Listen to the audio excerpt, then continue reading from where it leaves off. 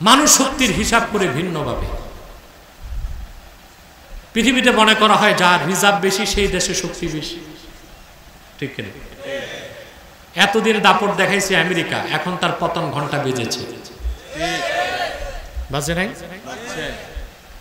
আপনারা দেখবেন আমেরিকার উত্থান 100 বছর হওয়ার আগেই বিশ্ব মানচিত্র থেকে আমেরিকা ইউএস বলে ইউনাইটেড স্টেট অফ আমেরিকা নামে কোনো রাষ্ট্রই থাকবে না, অসংখ্য ভাগ হয়ে যাবে ইনশাআল্লাহ। মানুষ মনে করে যার টাকা বেশি তার শক্তি বেশি, ঠিক না? মানুষ মনে করে যার পেশি শক্তি বেশি তার শক্তি বেশি, মানুষ মনে করে যার ক্ষমতা আছে তার শক্তি বেশি। না, ফেরাউনের তো সব ছিল না? টাকা ছিল না? 9.5 লক্ষ বর্গ মাইল রাষ্ট্রের সে ছিল রাজা, তার মন্ত্রী ছিল, তার উপদেষ্টা ছিল। তার কতগুলো উপদেষ্টা ছিল জানেন? হামান ছিল তার রাজনৈতিক উপদেষ্টা, কারুন ছিল তার অর্থনৈতিক উপদেষ্টা, বুঝলেন? সামিরি ছিল তার বিজ্ঞান ও প্রযুক্তি উপদেষ্টা। সামিরি ইঞ্জিনিয়ার ছিল। কি ছিল? কেমন ইঞ্জিনিয়ার বুঝেন না? বাসুর একখান বানাই দিচ্ছে। হযরত জিবরিল যে ঘোড়া নিয়ে আসতেন, সে দেখেছিল ওই ঘোড়ার পা যেখানে লাগছে সবুজ ঘাস হয়ে গেছে, ওই মাটি সে পোটলায় ভরে রেখে দিয়েছিল। সোনা দিয়া বাছুর একখান বানায়া ওই মাটি যখন বাছুরের মুখে দিছে, এটা জীবন্ত হয়ে গেছে, হাম্বা শুরু করছে। বনি ইসরায়েলকে বলল, এটাই তোমাদের খোদা, পূজা করো। এই সামিরি ছিল তার বাণিজ্য উপদেষ্টা, প্রযুক্তি ও বিজ্ঞান বিষয়ক উপদেষ্টা। ফেরাউনের ঘোর সওয়ার আর্টিলারি ছিল 80,000। কত? 80,000। বিজয় হয়েছে কার? ফেরাউনের না মুসা নবীর? ওনার পেশি শক্তি ছিল না? ছিল না। টাকা ছিল না। উপদেষ্টা ছিল না। জনবল ছিল না। ছিল এক ভাই হারুন। কে? আল্লাহ বলছেন, ইজহাব ইলা ফিরআউনা ইন্নাহু তাগা। ফেরাউনের কাছে যাও, সে সীমা লঙ্ঘন করছে। মুসা আলাইহিস সালাম একটু ভয় পেয়েছেন, একটু ভয় পেয়েছেন। সূরা তাহাতে আল্লাহ এই কথাটা বলেছে। পরে তিনি চিন্তা করছেন, মুসা আলাইহিস সালাম, যে ফেরাউনের সাথে আমি লড়ব কি দিয়া? ওর তো বুদ্ধি আছে, ভূখণ্ড আছে, জনসংখ্যা আছে, টাকা আছে, অস্ত্র আছে, সৈন্য আছে, বুদ্ধি আছে, কৌশল আছে। এই সব কিছুর বিপরীতে আমি কি নিয়ে যাব? দেখেন মুসা আলাইহিস সালাম কোন শক্তিটা চাইলেন। এই পার্থিব সমস্ত শক্তিকে নস্যাৎ করে দিতে পারে মুমিনের স্পিরিচুয়াল পাওয়ার, সিনার শক্তি। সেজন্য মুসা আলাইহিস সালাম কি চাইলেন? আল্লাহর কাছে সিনার শক্তি। তিনি আল্লাহকে ডাক দিয়ে বললেন, ক্বালা রাব্বিশরাহ লি সাদরি ওয়া ইয়াসসিরলি আমরি ওয়াহলুল উকদাতাম মিন লিসানি ইয়াফকাহু কওলি। আল্লাহকে ডাক দিয়ে তিনি বললেন, আয় আমার রব, তুমি আমার সিনাটাকে উন্মুক্ত করে দাও, প্রশস্ত করে দাও। তার মানে তিনি ইমানি শক্তি চাইলেন, তাকওয়া চাইলেন। সুবহানাল্লাহ বলবেন না? আমার কাজ আমার জন্য সহজ করে দাও, আর আমার মুখের মধ্যে যে জড়তা আছে সেটাকে তুমি খুলে দাও, যেন আমার কথাগুলো ফেরাউন তার সভাসদরা শুনতে পারে, বুঝতে পারে। আল্লাহ রাব্বুল আলামিন হযরত মুসার সিনাকে খুলে দিলেন, অপার্থিব শক্তি সঞ্চার করে দিলেন তার সিনায়। সুবহানাল্লাহ বলবেন না? এবার তিনি তার ভাই হযরত হারুনকে নিয়ে যখন ফেরাউনের কাছে গেলেন, ঘটনা বলা আমার উদ্দেশ্য নয়, ফেরাউন বিতর্কে হেরে গেল। হযরত মুসা চলে আসলেন, কালেমাকে গ্রহণ করল না ফেরাউন। পরবর্তীতে সে বনি ইসরায়েলের সমস্ত মানুষকে মুসা নবী সহ হত্যা করার জন্য বিশাল বাহিনী প্রস্তুত করলো। রাতের অন্ধকারে হযরত মুসা আলাইহিস সালাম বনি ইসরায়েলকে নিয়ে চলে আসলেন বাহার কালজুমে। কোথায়? সমুদ্রের কিনারায়। আমরা মনে করি নীল নদ, না, ওটা হচ্ছে বাহার কালজুম। 10 মাইল পাশ ছিল সমুদ্রটা। কয় মাস? কয় মাইল? 10 মাইল। তারপরে আপনারা দেখেছেন ফেরাউন তার লোকবল নিয়ে সলিল সমাধি ঘটল। মুসা আলাইহিস সালাম তার প্রায় 6 লক্ষ লোক ওনার সাথে ছিল। এই বনি ইসরায়েলকে নিয়ে তিনি ফিলিস্তিন চলে আসলেন। সুবহানাল্লাহ। যুগে যুগে যুগে যুগে এই পৃথিবীর কাফের মুশরিক বেঈমান তাগুত স্বৈরাচারদের বিষ দাঁতকে ভেঙেছেন তাই আল্লাহ পাক যাদেরকে সিনার শক্তি দান করেছেন। সেটা তাকওয়া। সেটা কি? এই তাকওয়া আপনাকে দিবে সম্মান, এই তাকওয়া আপনাকে দিবে শক্তি। সুবহানাল্লাহ বলবেন। এই তাকওয়া আপনার ইয়াকিনকে বৃদ্ধি করবে। কি করবে? বৃদ্ধি করবে। সে তাকওয়া দরকার আছে না নাই? জোরে বলেন। সেটা আমাদের অর্জন করতে হবে। আমরা যারা ওয়াজ শুনতে আসি আমাদের ঈমান আছে বলেই তো আসি, কিন্তু দেখা যায় আমাদের দোয়া কবুল হয় না, আমাদের ইবাদতগুলো কবুল হচ্ছে না, কিংবা আমাদের আন্দোলনগুলো সফল হচ্ছে না, কিংবা আমরা সঠিক সিদ্ধান্তে যেতে পারছি না। আমাদের মূল সমস্যা খুঁজে বের করতে হবে। আমাদের সব শক্তি সিনার শক্তি যতটুকু দরকার ততটুকু আমরা অর্জন করতে পারি না। আপনি যখন তাকওয়াকে অর্জন করবেন আপনার ঈমান পূর্ণতা লাভ করবে। যখন আপনি খাঁটি মুমিন হয়ে যাবেন আল্লাহ সাহায্য করা আপনার জন্য ওয়াজিব হয়ে যাবে। কি হয়ে যাবে? যখন আল্লাহ সাহায্য আসবে দুনিয়ার কোনো অপশক্তি আপনাকে দমন করতে পারবে? নিপীড়ন করতে পারবে? একটা দিবে দুইটা খাবে, ঠিক কিনা? মুমিন যদি খাঁটি মুমিন হয় সে লোহার বুটের মতো হয়ে যায়। লোহার বুট চাবানোর মতো কোনো স্বৈরাচারের দাঁত পৃথিবীতে না আছে। বুট ভাঙবে না দাঁত ভাঙবে? তা আপনি লোহার বুট হয়ে যান। আপনি ঈমান পরিপূর্ণ করে তাকওয়ার বর্ম দিয়ে নিজেকে ঢেকে ফেলেন। সুবহানাল্লাহ। এটা হিসনুল হাসিন। হিসনুল হাসিন। আপনি তাকওয়ার দুর্গের মধ্যে চলে আসেন, এই পৃথিবীর কোনো অপশক্তি আপনার ক্ষতি করতে পারবে না। যা কিছু বললাম তাকওয়ার কারণে পৃথিবীতে আপনি কি পাবেন, এবার পরকালে পরকালে কি পাবেন? আপনি প্রত্যেক মুত্তাকির জন্য আল্লাহ তাআলা জান্নাতকে ওয়াজিব করে রেখেছেন। সুবহানাল্লাহ। আল্লাহ রাব্বুল আলামিন বলেন মাসালুল জান্নাতিল্লাতী উইদাল মুত্তাকুনা তাজরি মিন তাহতিহাল আনহার উকুলুহা দাইমুন ওয়া জিল্লুহা। আল্লাহ রাব্বুল আলামিন বলেন সেই জান্নাতের বৈশিষ্ট্য, যেই জান্নাত ওয়াদা করা হয়েছে মুত্তাকি বান্দাদের জন্য, সেই জান্নাতের নিচ দিয়ে স্বচ্ছ পানির ফোয়ারা প্রবাহিত। সেই জান্নাতের খাদ্যটাও চিরস্থায়ী, তার ছায়াটাও চিরস্থায়ী। সেটা আল্লাহ দিবেন মুত্তাকি বান্দাদেরকে। আল্লাহ রাব্বুল আলামিন বলেন ওয়াসারিউ ইলা মাগফিরাতিন মির রাব্বিকুম ওয়া জান্নাহ ওয়া জান্নাতিন আরদুহাস সামাওয়াতু ওয়াল আরদ উইদ্দাত লিল মুত্তাকিন। আল্লাহ রাব্বুল আলামিন উম্মতে মুহাম্মাদীর ঈমানদারকে ডেকে বলেন তোমরা আল্লাহর মাগফিরাত এবং জান্নাতের দিকে দ্রুত অগ্রসর হও। যে জান্নাতের প্রশস্ততা আকাশ ও জমিনের প্রশস্ততার সমান। আল্লাহ পাক বলেন উইদ্দাত লিল মুত্তাকিন। সে জান্নাতটা তৈরি করা হয়েছে মুত্তাকি বান্দাদের জন্য। বলেন সুবহানাল্লাহ। তা তাকওয়া লাগবে কি না? লাগবে। দুনিয়া ও আখিরাতের শ্রেষ্ঠ সম্বলের নাম কি? তাকওয়া। জনগণের নাম কি? আর জনগণের নাম কি? এই তাকওয়া যখন জনগণের ভিতরে চলে আসবে তখন দেশে আর কোনো দুর্নীতি থাকতে পারে না। এখন বাংলাদেশের মূল ক্রাইসিস হচ্ছে দুর্নীতি। যত জায়গায় যাবেন সমস্যা। আপনি রোডে ঘাটে যাবেন যানজট, বাজারে যাবেন সবকিছুতে ফরমালিন কার্বাইড। কথা বলেন না? ওষুধ ভেজাল। ওষুধে কি? খাদ্যের মধ্যে সব 2 নম্বর। কোথায় যে শান্তি পাবেন আপনি? সব জায়গায় শুধু অশান্তি আর অশান্তি। তার মূলভূত কারণ হচ্ছে দুর্নীতি, ঠিক কিনা বলেন? আপনি সমস্যাগুলো বের করেন। আলেম ওলামা চায় না কাউকে ক্ষমতা থেকে নামায় ক্ষমতায় যেতে। তারা এটাই চায় যারা ক্ষমতায় আছে তারা কোরআনের নীতিতে চলে আসুক, সুন্নাহর নীতিতে চলে আসুক, ঠিক কিনা বলে? দেখেন বাজারে যাবেন আপনি, দ্রব্যমূল্যের দাম তো বেশি। এটার আমি চিন্তা করি না। বেশি দাম দিয়া যা খাচ্ছেন তাতে তো লিভার কিডনি পচে যাচ্ছে। পচে যাচ্ছে না? এক লোক এইরকম কার্বাইডার ফরমালিন খেতে খেতে তার লিভার পচে গেছে, গেছে বাংলাদেশের ডাক্তারের কাছে। এদেশের ডাক্তাররাও তো আধা পাগল।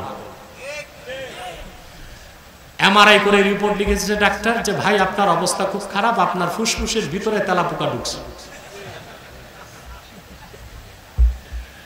লোক তো চিন্তায় পড়ে গেছে, ফুসফুসের ভিতরে তেলাপোকা ঢুকলো কোন দিক দিয়ে? নাক দিয়ে তো ঢুকে নেই, গেছে কেন? বুঝেন না? চিন্তায় পড়ে লোকটা, পয়সা আছে তো, গেছে সিঙ্গাপুরে মাউন্ট এলিজাবেথ হাসপাতালে।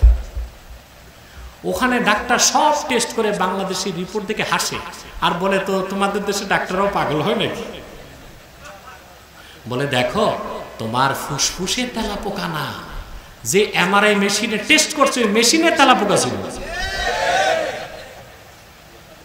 ওই ছবি যে তোমার ফুসফুসে উঠছে। এটার মূলে কি খুঁজে দেখেন? দুর্নীতি, ঠিক না? পয়সা দিয়া ডাক্তার হয়ে গেছে। আবার অনেক ডাক্তার দেখবেন খোঁজ করলে দেখা যাবে এটা এমবিবিএস ও পাস করে নেয়, লিখে রাখছে FRCS, FCPS, BCS, London, America, Hong Kong. খুঁজতে দেখবেন ডাক্তারের এমবিবিএস ও পাস করে নেয়।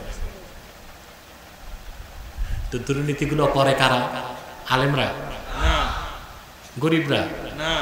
মজদুররা? শ্রমিকরা? অশিক্ষিতরা না শিক্ষিতরা?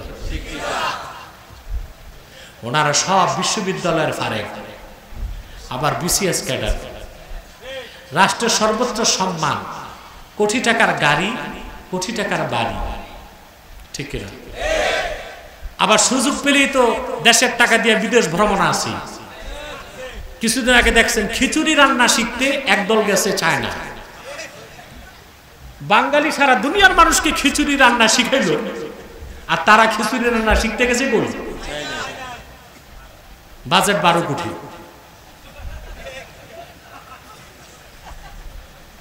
তারপর শুনলাম একদল গেছে সাঁতার শিখতে।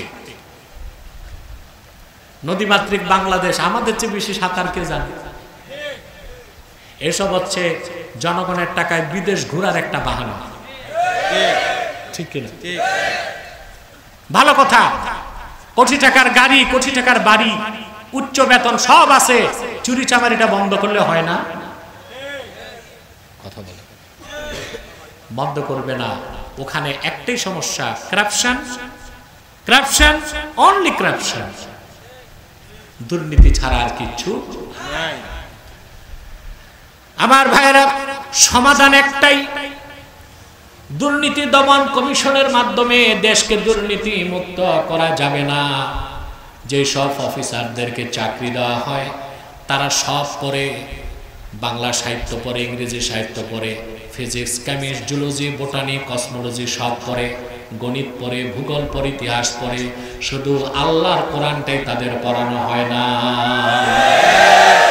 যদি প্রাইমারি থেকে বিশ্ববিদ্যালয় পর্যন্ত বাধ্যতামূলক কোরআন হাদিসের শিক্ষা রাখা হতো, তাহলে মানুষগুলো একদিকে হতো বড় বড় কর্মকর্তা, আরেকদিকে হয়ে যেত তাকওয়াবান আল্লাহওয়ালা বুজুর্গ মানুষ। এই তাকওয়া যদি আমার দেশের কর্মকর্তাদের অন্তরে গেঁথে দেওয়া যায়, তাহলে তাদেরকে ধরার জন্য দুদক লাগবে? কথা বলে না, লাগবে না। এখন অফিসাররা ঘুষ খাওয়ার আগে ডানে বামে দেখে দুদকের স্পাই ক্যাম্প,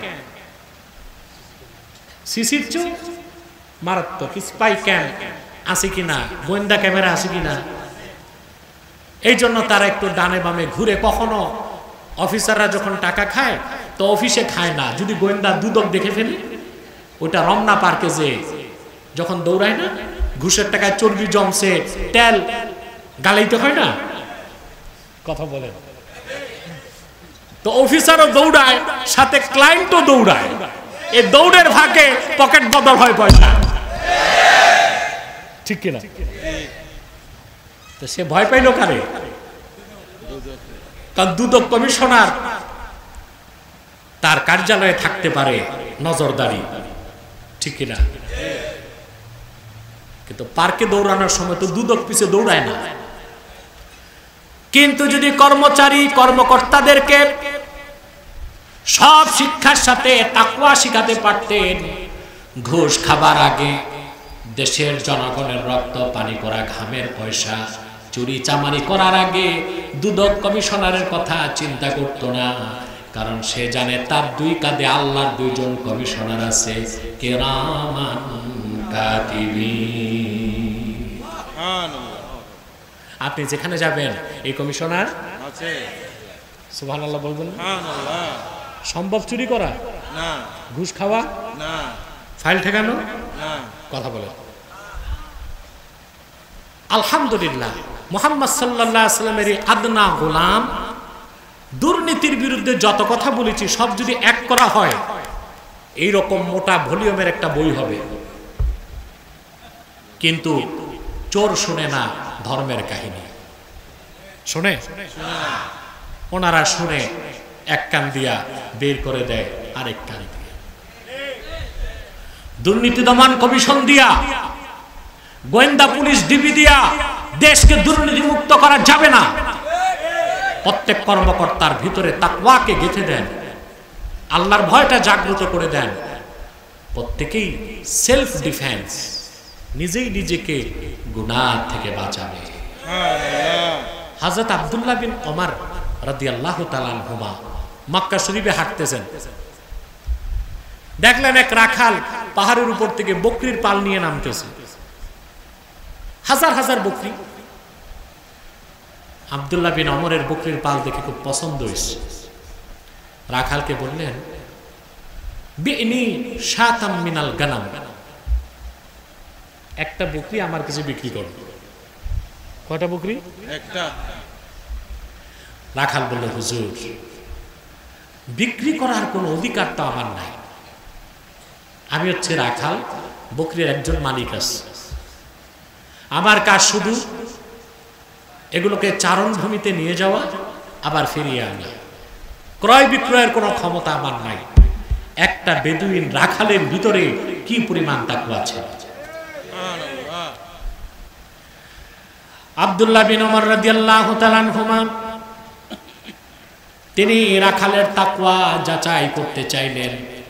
তিনি বললেন, একটা বকরি বিক্রি করে টাকাটা পকেটে রেখে দাও, তোমার মালিক তো তোমার সঙ্গে নাই, সে বুঝবে কেমন করে? বুঝতেছে? রাখাল জবাব দিল, হুজুর আমার মনিব বড় চালাক, বকরিগুলো আউটপুট করার সময় গুনে দেয়, আবার ইনপুট করার সময় গুনে নেয়, আমি ধরা খেয়ে যাব।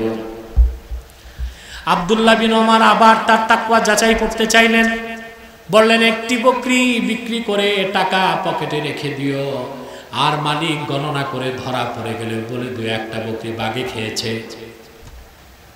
সে বলল, হুজুর আমার কথা বিশ্বাস করবে, আমার মনিব আমি বেঁচে যাব, কিন্তু আপনার কাছে আমার প্রশ্ন, তাহলে আমার আল্লাহ কোথায়? দুনিয়ার মালিকের চোখ ফাঁকি দিতে পারলেও মালিকুল আমলাক, সবার যিনি মালিক, সে আল্লাহকে তো ফাঁকি দিতে পারবো না। আব্দুল্লাহ বিন ওমর বললেন, রে রাখাল, বকরি কিনা আমার উদ্দেশ্য ছিল না, তুমি মরুভূমির বেদুইন, তুমি দিন ইসলামের শিক্ষা তোমার আছে কিনা নাই, আমার আল্লাহর পরিচয় তোমার অন্তরে আছে কিনা সেটাই পরীক্ষা করার বিষয় ছিল। তাকওয়া মানুষকে কোথায় নিয়ে যায়? সুবহানাল্লাহ বিহামদিহি। এই তাকওয়া হচ্ছে সর্বশ্রেষ্ঠ সম্বল, ইহকালের জন্য পরকালের জন্য। আল্লাহর দ্বীনকে বিশ্বাস করা ছাড়া আর দ্বীনি শিক্ষা ছাড়া কোনোদিন আপনার অন্তরে তাকওয়া সৃষ্টি হবে না। বিশ্ববিদ্যালয়ে আপনারা কি পড়াচ্ছেন? এই যে ইতিহাস পড়ায়, ইতিহাস বইটা খুলে দেখছেন আপনারা? মিয়া সাহেব ইতিহাস পড়বেন কেন? পড়েন তো ঠাকুরমার ঝুলি। ইতিহাস পড়ার সময় কোথায় আপনার? আর কিছু মানুষ আছে চীনে পাতিহাস রাজহাঁস, ইতিহাস কি তাই তো বুঝে না। ইতিহাসের পাতাটা খুললে আমার ভিতরে কলিজা জ্বলে। আমাদের ইতিহাসের প্রথম পড়ানো হয় সিন্ধু সভ্যতা। সিন্ধু সভ্যতা হচ্ছে কাফের মুশরিকদের সভ্যতা। তারপর পড়ানো হয় হিন্দু সভ্যতা, ভারত উপমহাদেশের সভ্যতা। ওখানে আছে রাজা অশোকের কাহিনী। ওই ইতিহাসে আছে শুধু মন্দির, মূর্তি, প্রতিমা। তারপরে আসে রোমান সভ্যতা, ওইখানে খ্রিস্টান রোমকদের ইতিহাস। তারপরে আসে মিশরীয় সভ্যতা, ওখানে ফেরাউনদের ইতিহাস। কিন্তু সারা দুনিয়ার মানুষকে যারা সভ্যতার জ্ঞানের আলো বিতরণ করলো, সেই ইসলামী সভ্যতা, মুসলমানের সভ্যতা, আরবের সভ্যতার কথা কেন ইতিহাসে না? এই হলো ইতিহাসের অবস্থা। কিসের অবস্থা? তারপর পড়ানো হয় আপনার ফিজিক্স, কেমিস্ট, জুলজি, প্রাণীবিজ্ঞান। ওখানে তো অনেক হইচই করার পর কিছু বাদ দিছে, এখন কিছু আছে। ওখানে মোটামুটি শেখানো হয় আমরা বানরের উত্তরসূরি, থিওরি অফ ইভলিউশন। আলহামদুলিল্লাহ, বিবর্তনবাদের বিরুদ্ধে আমি এত বক্তব্য দিয়েছি, 1 বছর না, 2 বছর না, অন্তত 10 বছর আগে। কিন্তু তখন আলেমদের কানে পানি ঢুকাইতে পারি নাই। এখন যখন জাতি সাফা হুফরাতিম মিনান নার, জাহান্নামের কিনারায়, এখন আলেমদের বোধোদয় ঘটছে। কি ঘটছে? বোধোদয় ঘটছে। এখন বোধোদয় ঘটলে কাজ হবে না। কাজ হবে? বই ছেপেছে, স্কুল কলেজে চলে গেছে, কিছুটা বাদ দিছে আইওয়াস, বাকিটা রয়ে গেছে। পড়ায় বাংলা সাহিত্য, অধিকাংশ কবিতা, গল্প সব হচ্ছে রবীন্দ্রনাথ, যতীন্দ্রনাথ, হ্যাঁ, চ্যাটার্জি, ব্যানার্জি আর মুখার্জিদের, ঠিক কিনা? ধীরে ধীরে নজরুল, ফররুখ, ইসমাইল, সিরাজি, তাদেরগুলো বাদ দেওয়া হচ্ছে।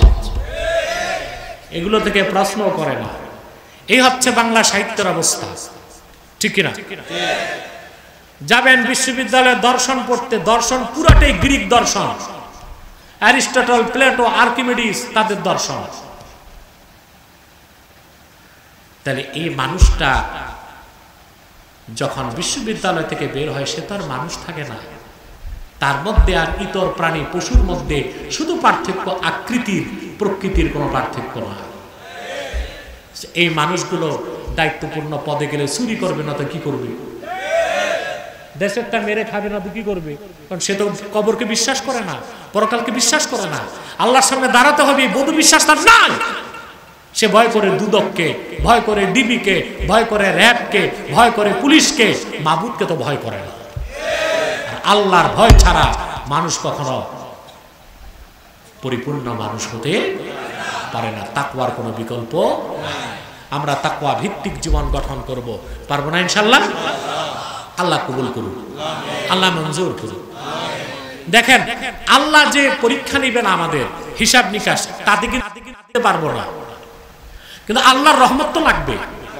কথা বলে না। আমলের জোরে বেহেশতে যাওয়ার সাহস কার কার আছে? হাত তুলে দেখান তো। বাহ, সব হাত তুলছে, সব হাত তুলে ফেলছে। সময় কত? সব হাত তুলে ফেলছে। ইয়া আল্লাহ, আমি তো চিন্তাও করি নাই 101 ঘন্টা চলে গেছে, আর আমি মাইকও ছাড়তেছি না। আমি দেখতেছি রাত বাড়তেছে আর মানুষ আসতেছে। যাক, আপনাদের অনেক কষ্ট দিছি, আর 10 মিনিট কষ্ট করবেন তো ইনশাআল্লাহ? দাঁড়ানো লোকগুলো বসে যান, একদম বসে যান। দাঁড়িয়ে থাকার এত সাহস পান থেকে? কোমরের নাট বল্টু কি একটু ঢিলা হয় না? সম্মানিত সুধী, কথা খেয়াল করতেছেন? যে কথা বলছিলাম, আমরা আমলের জোরে কেউ বেহেশতে যাওয়ার অধিকার রাখি না। আমরা চাই আল্লাহর হাবিব মুহাম্মদ সাল্লাল্লাহু আলাইহি ওয়াসাল্লামের শাফাআত আর আল্লাহর রহমত। সুবহানাল্লাহ বলবেন। সুবহানাল্লাহ। আল্লাহর হাবিব ইরশাদ করেছেন, বুখারী শরীফের হাদিস, মান নুকিশা উযিবা, যার হিসাব ধরা হবে তারে আযাব পেতেই হবে। আম্মা জান আয়েশা বললেন, ইয়া রাসূলুল্লাহ, আল্লাহ তো কোরআনে বলেছেন ফাসাউফা ইউহাসাবু হিসাবান ইয়াসীরা, আপনার যারা মুত্তাকি মুমিন বান্দা তাদের হিসাব সহজ হবে। আর আপনি বললেন হিসাব যার ধরা হবে তারে আযাব পেতে হবে। আমি তো বুঝলাম না। আল্লাহর হাবিব বললেন, আয়েশা তুমি আল্লাহর কোরআনের অর্থ বুঝো নাই। আল্লাহ একটা হিসাব সামনে তুলে ধরবেন, হিসাবটা দেখায় আল্লাহ জান্নাত দিয়ে দিবেন। এটা হচ্ছে হিসাব নেওয়া। আর যদি আল্লাহ হিসাব ধরেন তাহলে ধরা পড়ে যেতে হবে। একটা হিসাব নেওয়া, আরেকটা হিসাব ধরা, আরেকটা হিসাব ধরা। আপনাকে আমি 1000 টাকা দিছি, আমার জন্য কিছু জিনিস আপনি আনবেন, বুঝলেন? কথা বলেন। চট্টগ্রাম থেকে আপনি আসলেন, এসে আমি বললাম হিসাব দাও, আপনি দ্বারা একটা হিসাব দিলেন। এটা হচ্ছে আরজ, একটা হিসাব তুলে ধরা। হুজুর আপনার জিনিস 500 টাকা, যাওয়া 100, আসা 100, আর এই এমনি 1000 টাকা। এটা হচ্ছে আরজ, হিসাব একটা দেখায় দেওয়া। আমি যদি খাতা কলম নিয়ে বসে বলো হিসাব ধরি, পণ্যের দাম কত, ভাড়া কত, বললেন 100, আমি বললাম কেন 100? ট্রলারে রাখছে 10 টাকা, বাসে লাগছে 30 টাকা, 70 টাকা কই? আপনি কিন্তু 1000 টাকায় 50 টাকা হইলো ধরা খাইবেন। কথা বলে ঠিক। আল্লাহর হাবিব সেটাই বলেছেন, আমার খাতিরে আমার উম্মতের হিসাব আল্লাহ সহজ করে দিবেন। হিসাব একটা দেখানো হবে আর তাদেরকে পার করে দেওয়া হবে জান্নাতে। কিন্তু যদি আল্লাহ হিসাব ধরেন, মনে রাখবেন মুসলমান, আমার নূর নবীজি মুহাম্মদ সাল্লাল্লাহু আলাইহি সাল্লামের মহান সাহাবীগণ ছাড়া উম্মতের আউলিয়া কেরাম বাঁচতে পারবেন না। তাহলে আমাদের কাজ হচ্ছে সব সময় তাকওয়াকে লালন করে চলা, ঠিক না? সকল ক্ষেত্রে তাকওয়া লাগবে। কি লাগবে? তাকওয়া লাগবে। আমি একটা সংজ্ঞা তাকওয়ার দিয়ে সমাপ্তির দিকে চলে যাচ্ছি। হযরত ওমর রাদিয়াল্লাহু তাআলা আনহু তিনি একদিন মদিনাতুল মুনাওয়ারাতে কাবুল আহবারকে দেখলেন। কাবুল আহবার ছিলেন তাবেঈ। কি ছিলেন? জবরদস্ত তাবেঈ। হযরত ওমরের যুগেই তিনি ইসলাম গ্রহণ করেছিলেন। কিন্তু আব্দুল্লাহ বিন আব্বাস থেকে সরাসরি তিনি কোরআন শরীফের তাফসীর শিখছেন। এর জন্য তাফসীর বুঝতেন অনেক সাহাবীর চেয়েও বেশি। হযরত ওমর কাবুল আহবারকে দেখে বললেন, হাদিসনি আনিত তাকওয়া। ওরে কাবুল আহবার, তাকওয়া কাকে বলে আমার একটু ব্যাখ্যা করে শোনায় দাও। সুবহানাল্লাহ বলবেন না? তাহলে বোঝা যায় বড় ছোটকে প্রশ্ন করতে কোথায় হযরত ওমর, কোথায় কাবুল আহবার। একজন সাহাবী, একজন খলিফাতুল মুসলিমিন, একজন খোলাফায়ে রাশিদিনের একজন, আর একজন শুধু তাবী। প্রশ্ন করলেন ফাজেল মাফজুলকে, ফাজেল মাফজুলকে। সুবহানাল্লাহ। আমরা একটু বড় হইতে পারলে ছোটর কাছ থেকে কিছু শিখতে চাই না, ঠিক কিনা? আমাদের মধ্যে একটা হাম্বরি ভাব চলে আসে, ঠিক কিনা? হযরত ওমর রাদিয়াল্লাহু তাআলা আনহু কাবুল আহবারকে জিজ্ঞেস করলেন, তাকওয়া কি, আমার একটু ব্যাখ্যা করো। কাবুল আহবার হযরত ওমরকে জবাব দিলেন।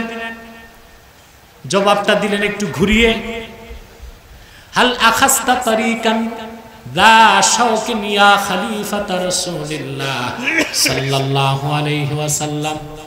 কাবুল আহবার বললেন, হে আল্লাহর রাসূলের খলিফা ওমর, কোনদিন আপনি কণ্টকাকীর্ণ পথে চলেছেন নাকি? জঙ্গলে হাঁটছেন নাকি? কাটা বিছানো পথে হেঁটেছেন নাকি?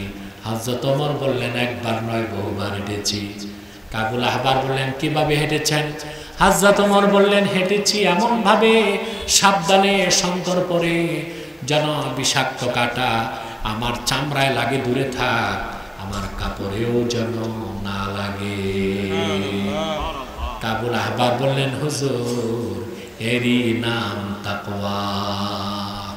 এই দুনিয়ায় যত হারাম আছে, কোরআন হাদিসে আল্লাহ তার রাসূল সাল্লাল্লাহু আলাইহি সাল্লাম যা কিছু হারাম করেছেন, প্রত্যেকটা হারাম এক একটা কাটা।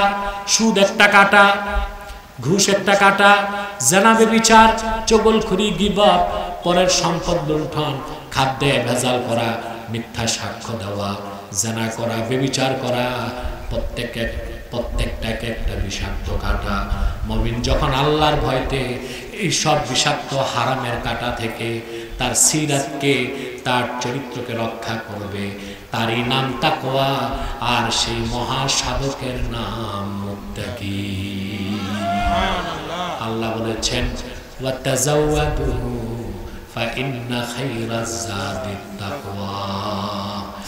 বিদায় লগ্নে মুমিন মুসলমান একটাই নসিহত করে যাই, আপনি আজকে পরকালকে ভুলে আছেন।